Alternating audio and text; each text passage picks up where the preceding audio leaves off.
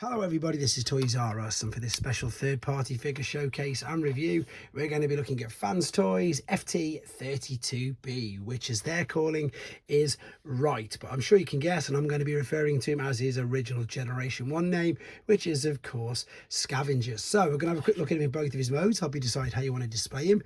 We're going to compare him to his Generation 1 original self. I unfortunately don't have too many Masterpiece figures, but we can have a look at some others just to give you an idea of how big, or yeah, just exactly that, the scale and sheer size of him.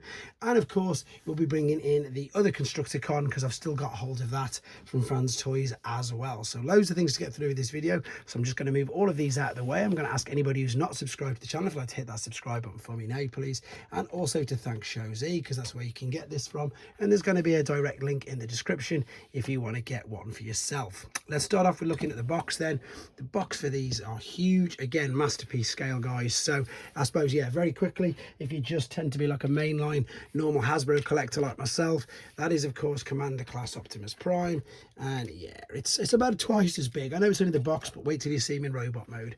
The packaging is beautiful, nice sturdy robust box. There's the Fans Toys logo, nice sheen to it. There's a bit of a writing on the back. Let me just bring this up so for anybody who does want to read it, they can pause. Let me turn that there for you. There you go. You can pause and you can read that in your own time. There is, again, that's the other one that's been, there's a Scrapper. There's obviously the only other one who's been released so far. These are very, very interesting because they're just massive. Let me come right back down here. We'll have a quick look at the book. I am going to get a transformation tutorial video done with this because I have to confess it's not overly difficult. We're just going to focus on the alternate mode and the robot mode in this, though. I'm going to save the combined mode for another separate video. I'm going to show you that it does suggest to put the gun in the bucket of the digger. I don't know why, because it doesn't look that good, so I'm going to show you exactly what I mean. But the alternate mode's fantastic, and I mean, it's clearly obvious that we are dealing with a G1 constructicon here. Here's the gun. We can fold this back, and you can see on the inside of the bucket there is a tab, so we can tab this in like so. I don't know why you'd want to do that.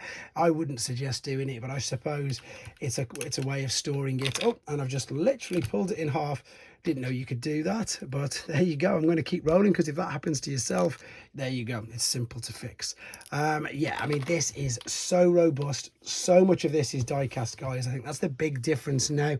When I did used to collect a car, a Masterpiece, they did used to be Masterpiece. Then when I came back into having a look at a few of them, I noticed that they changed dramatically, and indeed with size, because I say I don't have too many of them, but this is, that of course is number 6, isn't it? That's Cayenne. That's one of the train bots, which is mainly plastic, and of course it's very, very small compared to this guy. I've got a Mastermind Creations Groove, which is quite big, to give you an idea, as I say, of size regards to that. Or if you're just a bit like myself, as I say, mainline or G1, this should maybe give you an idea of how big this is. So that is of course just a normal G1 cab. I need to come get this angle right, it's not playing very well today.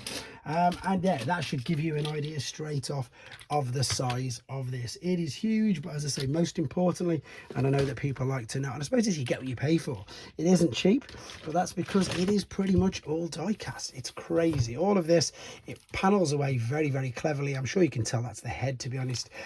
This doesn't move around at all. It is of course completely, it's just one piece. And again, I think even this is die cast. It might be.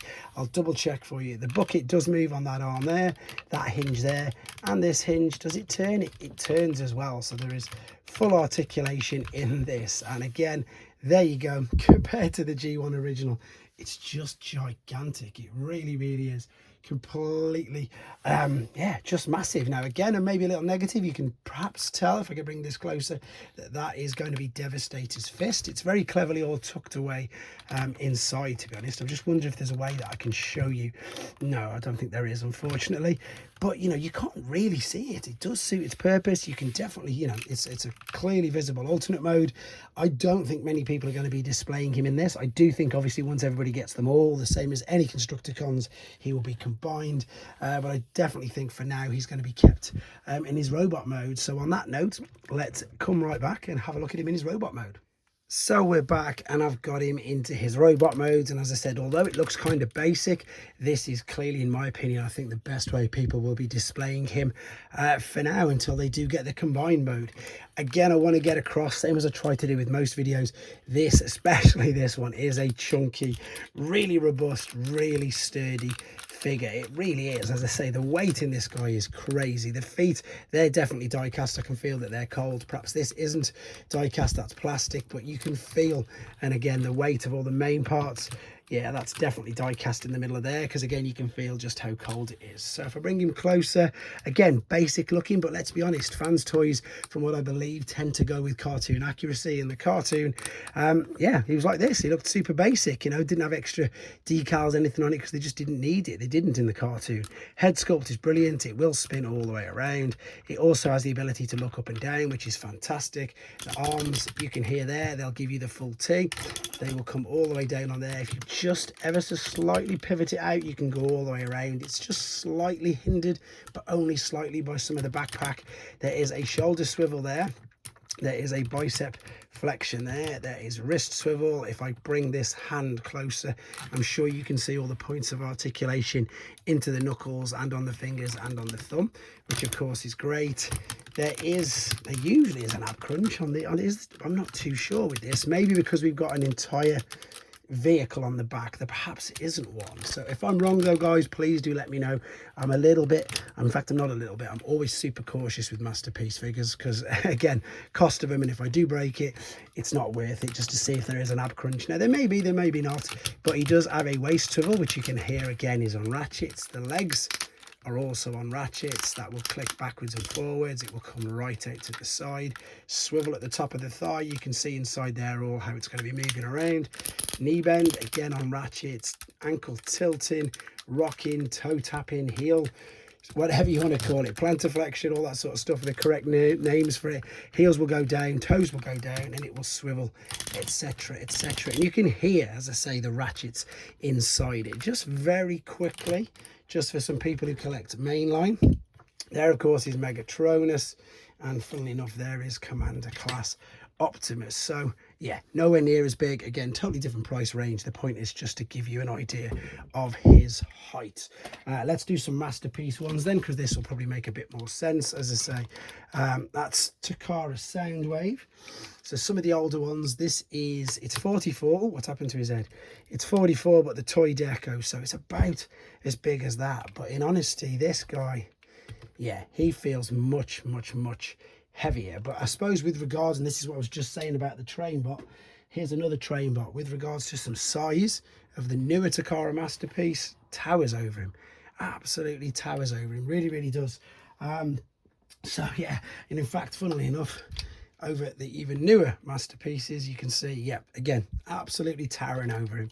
Right, let's have a look at the accessory. We had a look at the blaster that came with him. Now I'm pretty sure that this is going to be, now when I say industry standard, I mean that most masterpiece figures tend to have the same idea. So yeah, there's your tabs on there. Oh, that looks, maybe this is only going to go on this hand then. So looks like it's only going to go on this hand, because there is the tab. This will then fit into the hand like so. So it means that you can do that. You don't have to have the fingers clasped around it. I mean, of course you can, to make it look that little bit better, but the good thing is that it doesn't necessarily need it. I'm laughing because I'm trying to work out a way to show you the G1 next to it without doing that, without cutting out half of the figure. So I'm not going to really be able to do that unless I lift and hold him up. I might be able to balance him on his arm, to be honest, but he's massive compared to him, so I'll leave him down and out of the way. And what I do really like is the fact, yeah, there you go, this is completely die cast, by the way. This is all metal. This is, of course, what we want to see with our constructicons.